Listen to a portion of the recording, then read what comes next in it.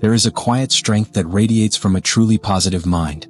Not the kind of fake cheerfulness that masks pain, but the kind of inner light that remains steady even when storms rage all around.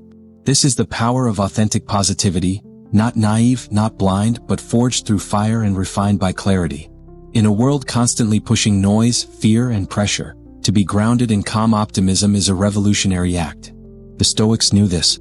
They lived in a world no less chaotic than ours, wars, betrayals, diseases, death, but they discovered a path through the madness.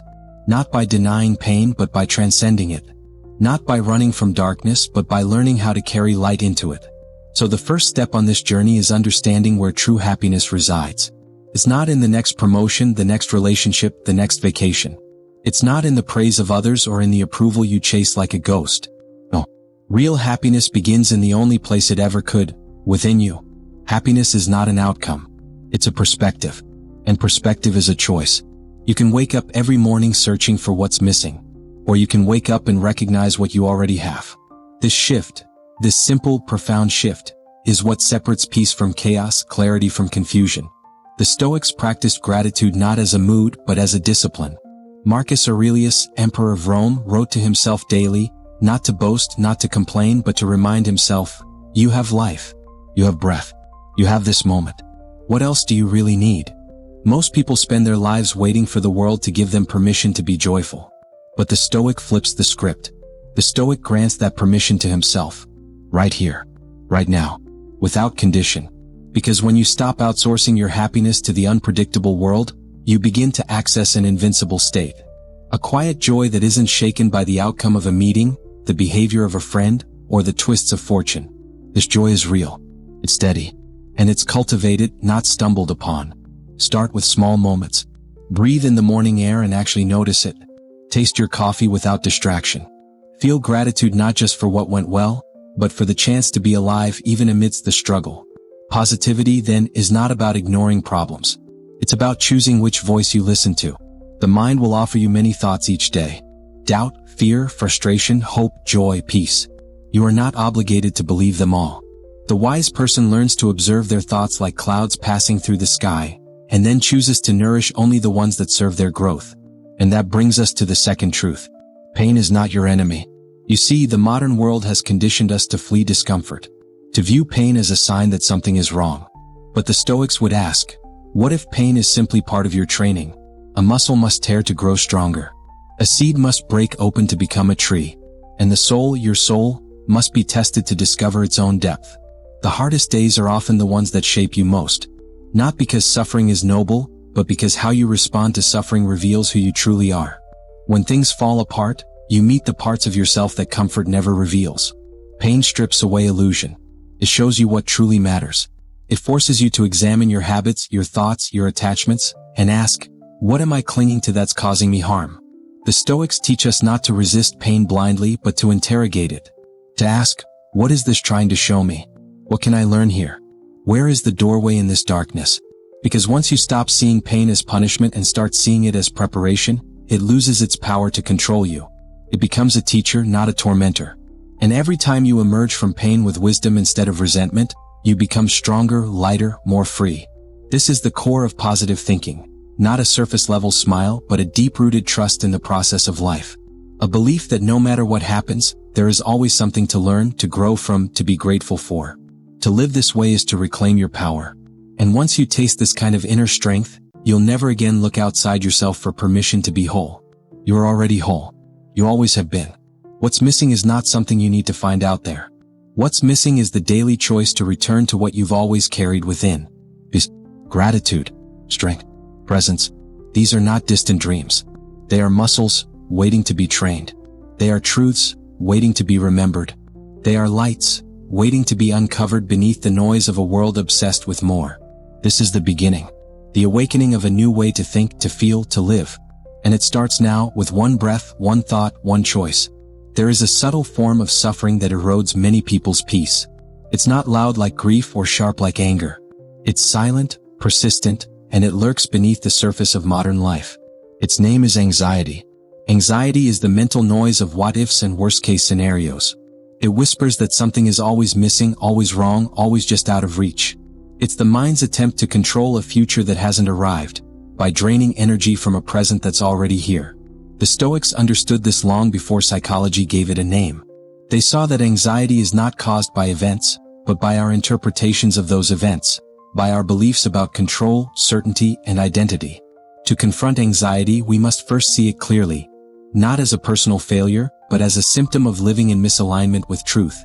What is truth?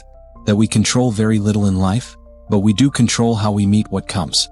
That the future is unknowable, but the present is always available. That our worth is not defined by outcomes, but by our choices, our values, our character. This is why Epictetus said, "It is not things themselves that disturb us, but our opinions about them." When you believe that every problem must be solved immediately, that every person must like you, that every risk must be eliminated, you create anxiety. But when you shift your focus to what is truly within your power, the fog begins to lift. Ask yourself, can I act here or must I accept? Can I influence this moment or must I release it? If you can act, act with courage. If you must accept, do so with grace. This is the Stoic formula: action where possible, acceptance where not, peace in both. Mindfulness then becomes more than a buzzword, it becomes a weapon. Not to fight the world but to disarm the chaos within. Mindfulness is the discipline of anchoring your awareness in the now. It's the practice of returning again and again to this breath, this step, this thought. Because the now is where your power lives. You cannot influence tomorrow. You cannot rewrite yesterday. But you can meet this moment with presence. You can choose your next word. You can feel your next emotion without needing to judge or fix it.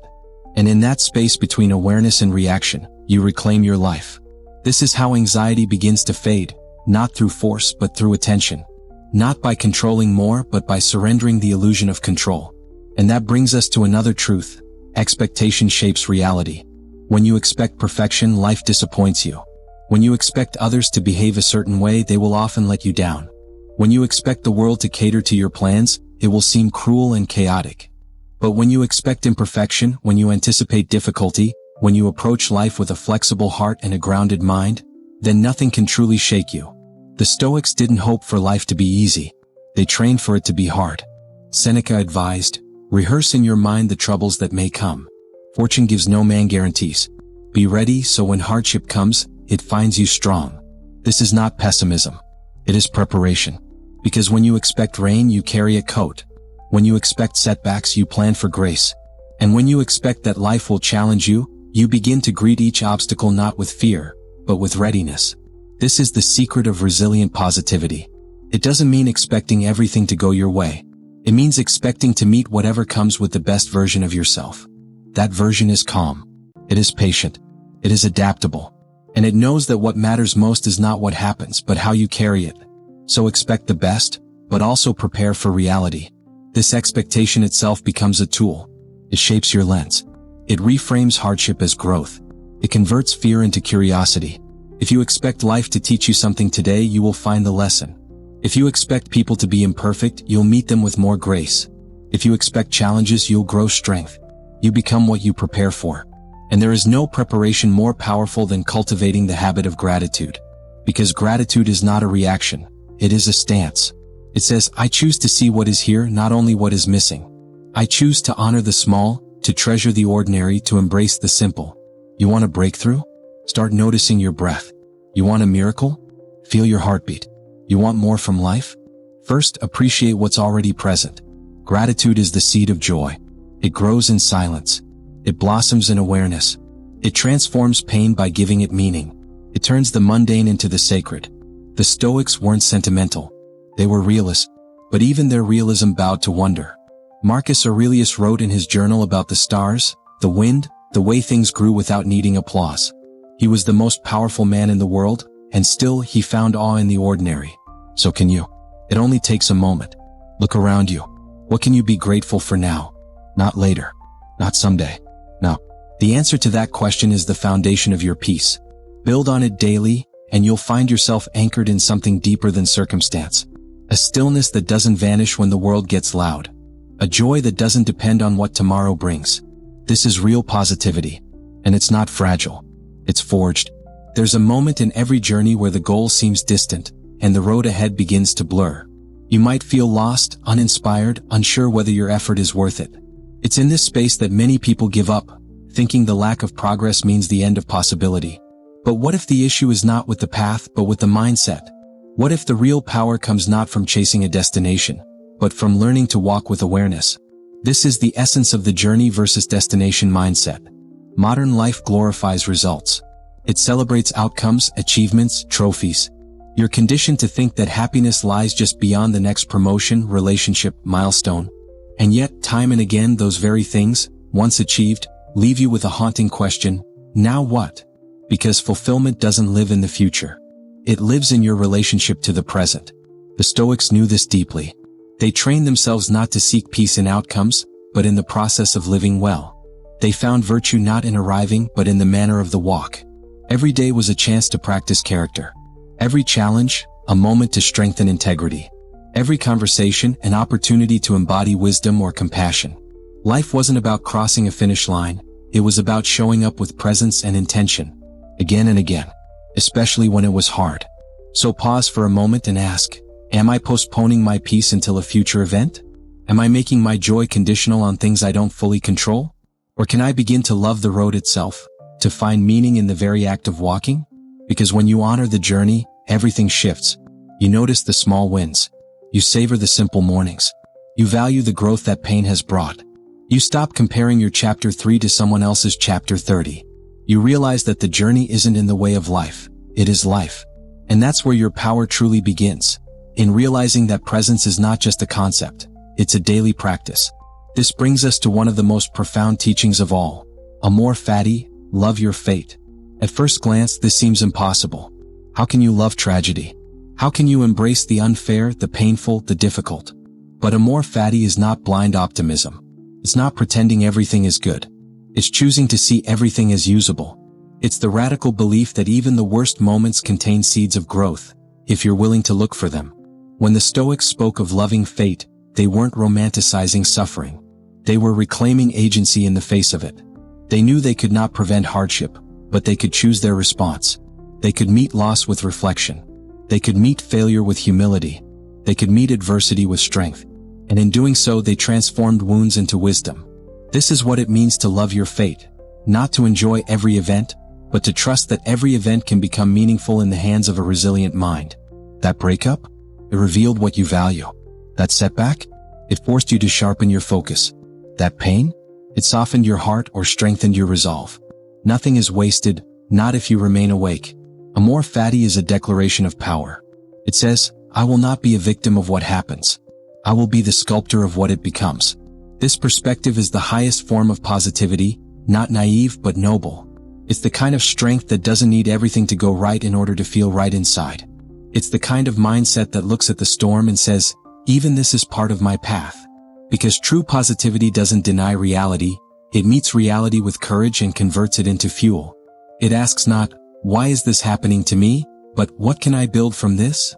It sees every scar as a story, every delay as a redirection, every closed door as protection or preparation.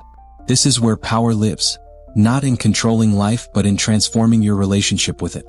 It is here that positivity is no longer an emotion but a way of being, a posture of trust, a habit of reflection, a style of movement through an unpredictable world. And once this becomes your stance, you become unshakable. Because no matter what comes, you are ready to meet it with a full heart, a steady mind, and a grateful spirit. The world no longer defines your inner state. You do. That is the power of positivity. Not hype, not denial, but depth. A life built not on illusion but on the deliberate cultivation of peace. One thought, one breath, one choice at a time. There is a force that changes everything. Not overnight, not through some dramatic transformation, but slowly, silently, with consistency. That force is gratitude. Most people treat gratitude like a reaction, something to feel when life gives them what they want. But the Stoics saw it differently. To them, gratitude was not a passive emotion. It was a chosen discipline, a way of seeing, a habit of attention. And more than anything, it was powerful. Because when you train your mind to notice what is good, you weaken the grip of what is lacking. You begin to see how much you already have. You recognize the abundance buried under the noise of desire. Marcus Aurelius wrote, "Don't hanker after what you don't have. Instead, fix your attentions on the finest and best that you have, and imagine how much you would long for these if they weren't in your possession." That insight is revolutionary. You don't need more to feel more. You simply need to look clearly, intentionally, fully at what you already hold. Gratitude anchors you in reality. It pulls your mind out of the imagined future, out of the comparison trap, and back into the richness of now. It reminds you that you've survived every bad day, that the breath you're taking is a gift, that no matter the storm, you still have agency over your attitude, over your choices, over your focus. Try it right now. Think of 3 things, simple things you're grateful for today. Not tomorrow. Not after you succeed. Right now. Might be a warm drink, a person who believes in you, a lesson learned the hard way, a body that still moves, still breathes, still carries you forward despite the wear. These aren't just nice thoughts. They're tools, practices, and over time they rewire your mind toward resilience. Because here's the truth, a grateful mind is a strong mind. It's not immune to suffering, but it's capable of navigating it with perspective. Gratitude doesn't erase pain, but it balances it. It keeps it from becoming the only story. That balance, between hardship and appreciation, effort and acceptance, is where the Stoic lives. Which brings us to a deeper level of strength, how we relate to the uncontrollable. Anxiety, at its core, is the result of too much focus on what we cannot predict. It's a fixation on outcomes, a mental spinning of what-ifs that drain energy and cloud clarity. You've likely felt it. That restlessness before a conversation. That pit in your stomach waiting for results. That racing mind before sleep.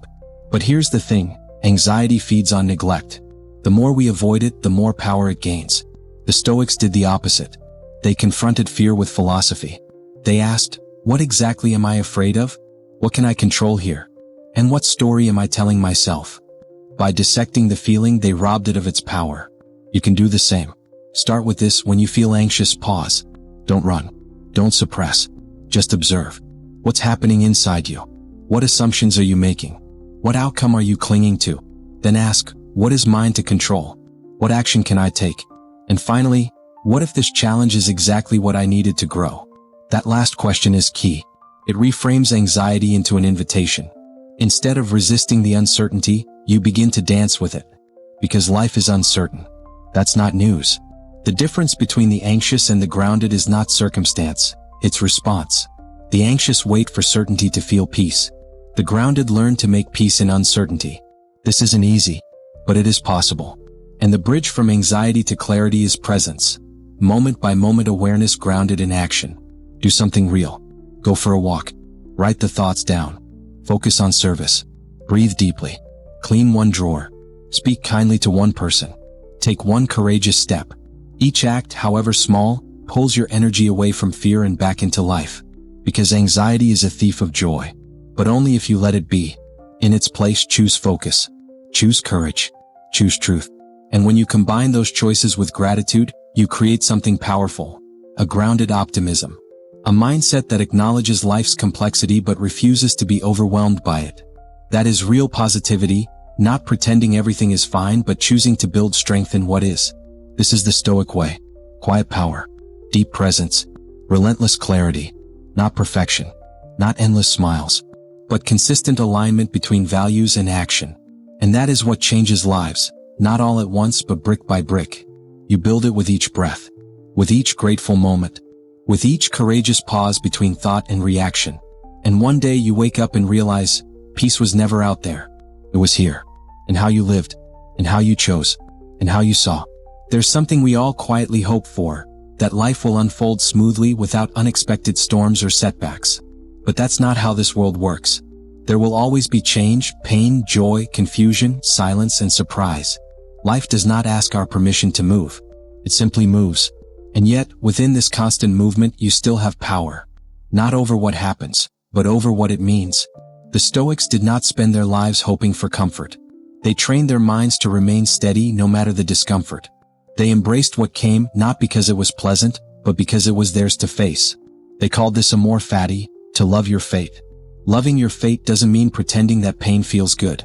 It means trusting that even the pain has purpose. It means standing inside the storm without collapsing into complaint.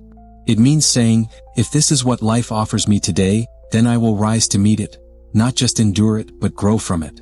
This is not delusion. This is power. The person who loves their fate becomes immune to bitterness. They see each setback not as a punishment, but as a chapter in a longer story, a story in which every challenge serves to refine them. Think about the people you admire most. Are they the ones who never suffered? Or are they the ones who turned suffering into strength, who faced darkness and found light within themselves? You already have that capacity. You already hold that strength. Not because life is easy, but because you have the ability to meet it with purpose. But to unlock this strength, you must stop waiting for life to feel perfect. You must stop postponing joy until your problems disappear. Instead, you must practice presence, daily effort, and deep acceptance. Let go of the fantasy that happiness lives in the next milestone, the next person, the next achievement. Happiness, real happiness, is built on perspective. It's found in the simple breath of a new morning, in the courage to try again, in the ability to say, this too belongs. This too is part of my becoming. So what does that mean for you, today? It means you don't need a new life to feel alive. You don't need different circumstances to be powerful. You only need to see clearly, to act intentionally, and to choose courageously. It means starting now, not when things settle, but here, inside the beautiful chaos. Start by appreciating what is, by breathing deeply, by noticing one thing that is working even if everything else feels uncertain. Then take one small step toward alignment. Speak kindly. Help someone. Honor your values. Repeat that every day. And soon you will realize, positivity is not a mood. It's a philosophy, a decision, a lens through which you experience everything. It's not about smiling all the time. It's about trusting that life is working with you, not against you, even when it's hard. Because even hardship carries gifts. Even endings create space for beginnings. And even silence holds wisdom if you're willing to listen.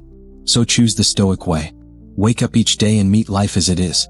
Be grateful even when it's hard. Stand tall even when it hurts. Think clearly even when your heart is heavy. And most importantly, love your fate, not just the easy parts but all of it. Because when you love your fate, you reclaim your peace. And when you live with peace, you become a light, for yourself and for everyone you touch. That is the true power of positivity. A quiet, unshakable force. Built not on fantasy but on truth. Not on ease but on strength. And not someday, but now. If this spoke to you, subscribe to Stoic Way for more timeless wisdom. Comment below, what does positivity mean to you, and how do you choose it in your everyday life?